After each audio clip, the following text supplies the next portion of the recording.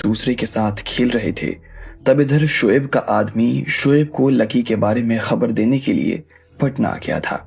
उसने उसे बताया कि कैसे लकी एक पहाड़ की चोटी पर राधिका और बाकी चारों लड़कियों के साथ में गया था और फिर वापस ही नहीं आया। ये सुनकर शोएब तो खुश हो गया, लेकिन निशा की बात ने उसे फिर से नाराज कर दिया। निशा अभी भी उससे शादी करने के सपने देख रही थी, लेकिन शोएब ने उसके मुंह पर 10 लाख रुपए का चेक मार दिया।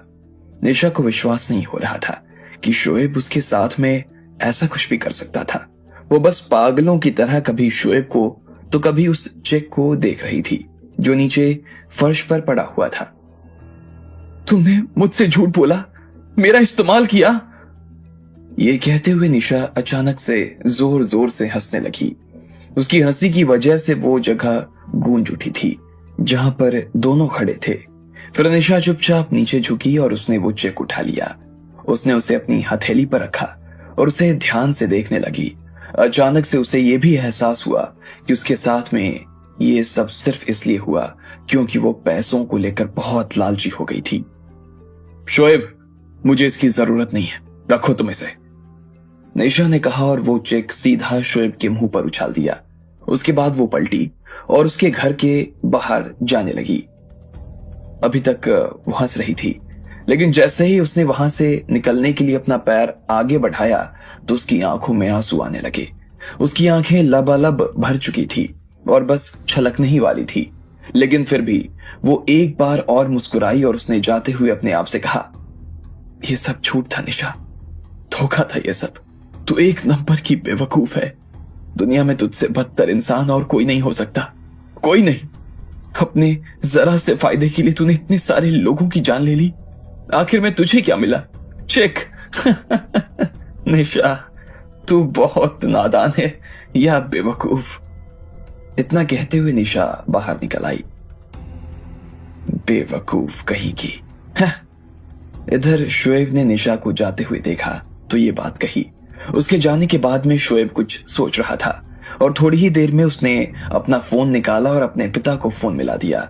उसने अभी तक अपने पिता को इस बारे में कुछ नहीं बताया था कि उसने निशा के जरिए लकी को जहर देने के लिए भेज रखा था। उधर शोएब के पिता लियाकत बिहार बॉयज के एक आदमी के साथ में मीटिंग के लिए बैठे हुए थे। जब से मेहरा परिवार ने उन्हें हराया था तब से उनका मानसिक संतुलन ठीक नहीं था और वो किसी न किसी बहाने से मेहरा परिवार को खत्म करने का रास्ता ढूंढ रहे थे। इस वजह से वो काम पर भी नहीं जा पा रहे थे। लेकिन अब जब उनकी बहुत ज्यादा छुट्टियां हो गई थी और काम पर इसका गलत असर पड़ता जा रहा था तो वो फिर से काम पर लौट गए थे। लेकिन बीच में जब भी उन्हें वक्त मिलता तो मेहरा परिवार को निपटाने के लिए वो बिहार बॉयज के मालिक से बात करते रहते। भले ही वो काम पर आ चुके थे, लेकिन उनका दिमाग काम नहीं कर रहा था। वो किसी चलती फिरती लाश से कम नहीं लग रहे थे।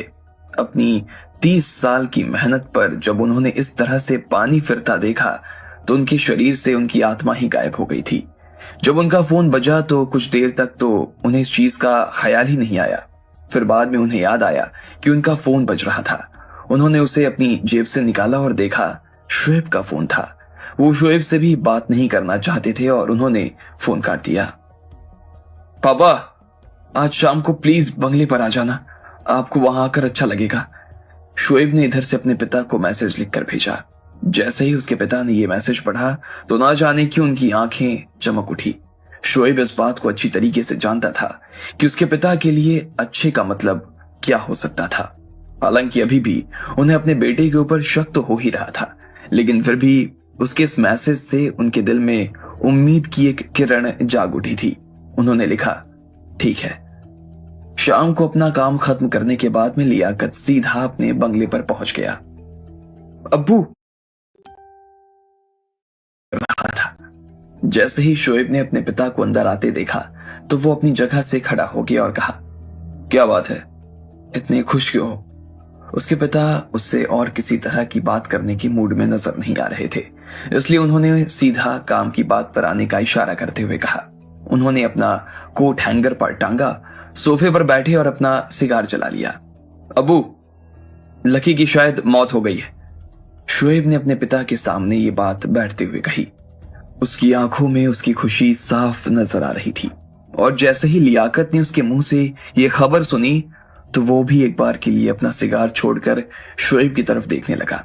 अपने बेटे के मुंह से इस तरह की खबर सुनकर वो हैरान हो गया। उनकी आंखें किसी बाज की तरह तेज हो गई और वो अपने सोफे में थोड़ा सा आगे की तरफ झुक गए। कैसे? उन्होंने शोएब से पूछा। पापा, हुआ यूं कि शोएब ने अपने पिता को अपनी उस योजना के बारे में बताया जो उन्होंने पिछले दिनों बनाई थी और जिसको उसने अंजाम भी दे दिया। लकी अपने साथ में उन लड़कियों को लेकर पहाड़ पर चढ़ा। आगे पहाड़ की चोटी थी और कुछ नहीं, 15 दिनों से वो वहां से नीचे नहीं आया। ऐसे में मुझे लगता है कि 90% तो उसकी मौत हो ही चुकी होगी।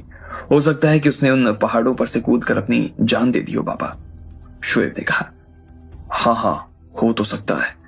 जब लियाकत ने शोएब के मुंह से यह खबर सुनी तो एक बार के लिए उन्हें भी लगा कि लकी मर चुका था। वो अब तुरंत बाकी चीजों के बारे में सोचने लगे। अब्बू, निशा नाम की एक लड़की थी, उसने मुझे बताया था कि वो दिल्ली में वसीम और रुस्तम से मिली थी। उन दोनों ने निशा को बताया था कि वो दोनों लकी के लिए काम करते थे।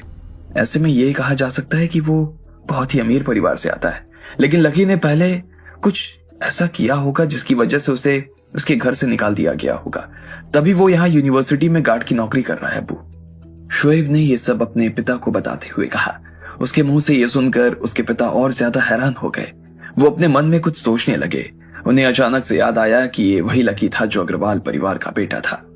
उन्होंने फिर से सिगार को अपने मुंह से लगाया और धुएं का एक बड़ा सा छल्ला हवा में उड़ा दिया। अग्रवाल परिवार ने जो स्टेटमेंट दिया था वो बहुत ही साफ था। उसमें लिखा था कि लक्ष्मण अग्रवाल यानी कि लकी अब उनके परिवार का हिस्सा नहीं था और ना ही उनके परिवार का उस आदमी से अब कोई लेना देना था। ऐसे में अगर हमने लकी को मार भी दिया है तो भी उसका परिवार इस मामले में बीच में नहीं आने वाला, लियाकत ने अपने आप से कहा। मुझे भी यही लगता है अब्बू, शोएब ने भी उनकी हाँ में हाँ मिला दी। लियाकत को लगा कि अब जब लकी की मौत हो ही चुकी थी तो ये उनके लिए बहुत ही बढ़िया मौका था। वो फिर से अपना वो सपना देख सकते थे जो लकी की वजह से चूर हो गया था। वो फिर से बिहार के अंडरवर्ल्ड पर अपना राज स्थापित करने के लिए अपने कदम आगे बढ़ा सकते थे। लगभग 10 मिनट के बाद ही लियाकत वहां से उठा और सीधा अपने कमरे में चला आया। उन्होंने अपना फोन उठाया और 2 मिनट सोचने के बाद में सीधा बिहार बॉयज के मालिक को फोन मिला दिया। वो अब अपना बदला पूरा करना चाहते थे और इस बदले को वो बिना बिहार बॉयज की मदद के पूरा नहीं कर सकते थे। इसलिए वो लकी की मौत की खबर सबसे पहले मलिक को देना चाहते थे। हाँ, हेलो लियाकत भाई, क्या हाल है? सब ठीक? मलिक ने उधर से पूछा। जैसे ही उसने देखा कि लियाकत का फोन आ रहा था तो वो समझ चुका था कि कोई अच्छी खबर देने के लिए ही उसे वो फोन कर रहे थे। हाँ मलिक भाई, अभी तक तो सब ठीक नहीं था लेकिन अब लगता है कि सब कुछ ठीक है। मेरे पास आपके लिए एक अच्छी खबर है, वो मैं आपको बताना चाहता हूँ। लकी के बारे में मुझे कुछ पता चला है। 90% चांस है कि उसकी मौत हो गई है, लियाकत ने थोड़ी धीमी आवाज में कहा। लेकिन यह खबर मलिक के लिए किसी बम के फटने के बराबर ही थी। क्या 90% मर गया? क्या मतलब है इसका? किसने मारा उसे? उधर से मलिक ने पूछा। लकी ने क्रिश को एक ही बार में हरा दिया था और तब से मलिक भी लकी के नाम को भूल नहीं पाया। सोते जागते उसके दिमाग में सिर्फ लकी लकी का ही नाम गूंजता रहता। वो खुद भी उससे बदला लेने की फिराक में था। शोएब ने किसी की मदद से उसे डेडली पॉइजन दिलवा कर मरवा दिया है। मैं 90% इसलिए कह रहा हूं क्योंकि मैंने या शोएब ने भी अभी तक उसकी लाश तो नहीं देखी, लेकिन हम ये खबर जरूर कह सकते हैं कि वो अपनी यूनिवर्सिटी के कुछ स्टूडेंट्स के साथ में हिमाचल गया था। वो एक पहाड़ की चोटी पर चढ़ गया और वहां से 15 दिनों से नीचे नहीं आया है। इसलिए हमें लगता है कि 90% उसकी मौत तो हो चुकी होगी।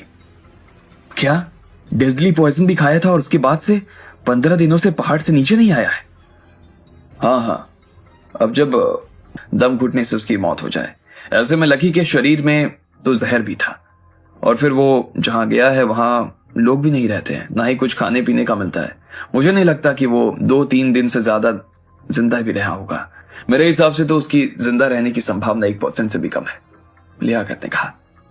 वैसे तो हम खुद भी उसकी जान ले लेना चाहते थे और दिन रात यहां उसकी तैयारी भी चल रही थी, लेकिन अब हमें नहीं लगता कि हमें वो मौका मिल पाएगा, मलिक ने कहा।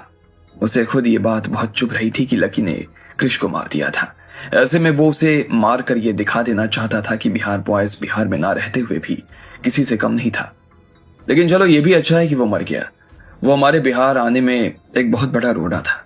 वो अब चला गया है तो हम फिर से आने के बारे में सोच सकते हैं, मलिक ने कहा।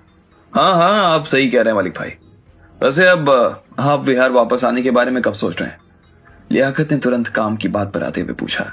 वो चाहता था कि मलिक जल्द से जल्द अपनी सभी लोगों को लेकर वापस आ जाए। उसे पटना में अपनी खोई हुई ताकत फिर से मिल सकती थी और वो मेहरा परिवार को भी आराम से खत्म कर सकता था।